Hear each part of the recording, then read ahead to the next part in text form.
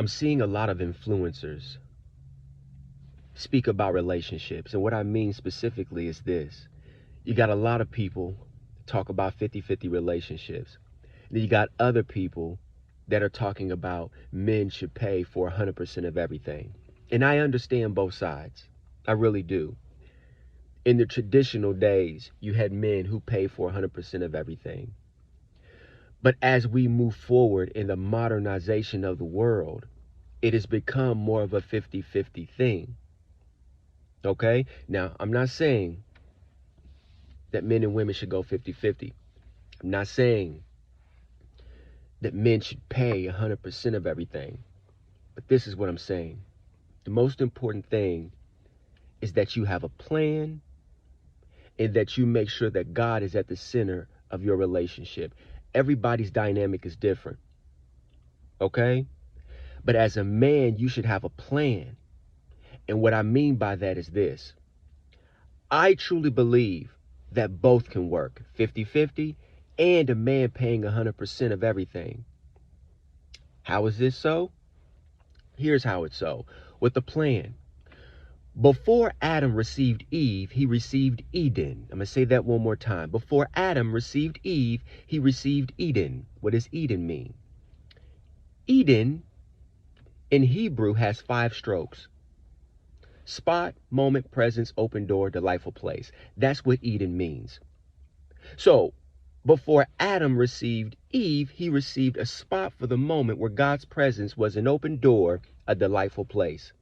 He received a vision for his life, which means that Adam had a plan. Okay? Now, mind you, this is the beginning of creation, so it was different, right? But what you have to understand is we were put in position to only be stewards over everything. And thus, when the fall happened, which is why ultimately we've made it to where we've made it to, where we have to argue and debate about 50-50 or providing for all resources and all of these other things. But going back to my original point, a man has to have a plan. Before a man gets to a woman, you got to have a plan. You may be working a 9-to-5 job. She may be working a 9-to-5 job. And then you guys come together and you say, listen, babe, I got a plan that's going to take you out of your 9-to-5 job in 5 years. I got a plan that's going to take you out of your 9-to-5 job in 2 years. But for now, we need to work these jobs. We need to stack this money up. And then I'm going to give you a note. I'm going to write you a letter, rather. And I want you to give that to your manager. And basically, that note is stating that your services are no longer needed at this particular employment. And that I've just retired you. And now you're not going to go work for someone else. You're going to work for our family. And that could be in the form of her being a stay-at-home mother, her coming to be a partner with you in the business, whatever the case may be.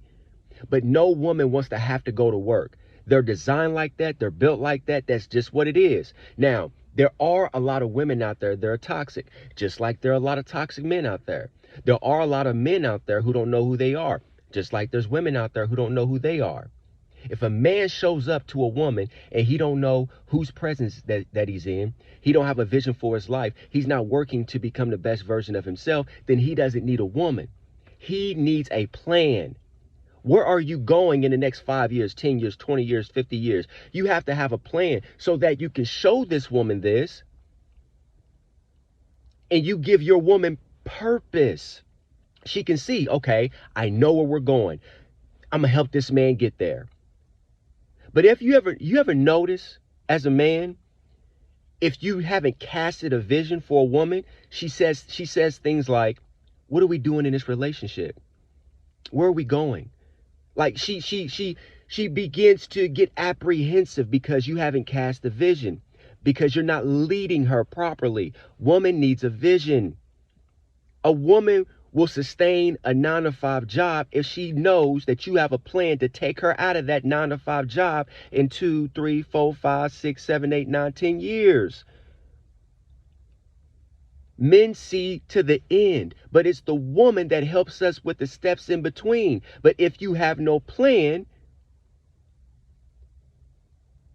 if you're not guiding her steps, then she's going to step off. Or many times women will start building their own thing, and then you as a man get insecure. You know why? because you see that she's taking over the masculine role, and now your ego's taking a hit. Now you subsided back into pride. But that's not that woman's fault. She did what women do. They amplify a thing, they magnify a thing, they give life to a thing, they incubate a thing. And so we have to get back to being men. Men have to start being men again. And if men will start being men again, then women will naturally start being women again. There's a lot of toxic women out there because there were toxic men. And so I'm not trying to put the whole burden on men, because women have a responsibility in this too. But men came first. And that doesn't mean that we're more important than the woman. It just makes us more responsible. If you notice, when Adam ate the fruit, when God came back, he said, Adam, where are you? The first thing that he did was blame the woman. But God addressed Adam. He didn't address Eve. It was only when Adam failed to take responsibility and put it on Eve, that's when he started addressing things in backwards order. Adam blamed Eve, and then Eve blamed the serpent. So what did God do? Went to the serpent. Then he went to Eve. Then he ended with Adam. Okay? I love you, babies. Fertilizer. Yeah. Let's grow. Men and women together. Because this is me, you, them, they, us. This is ours. Peace.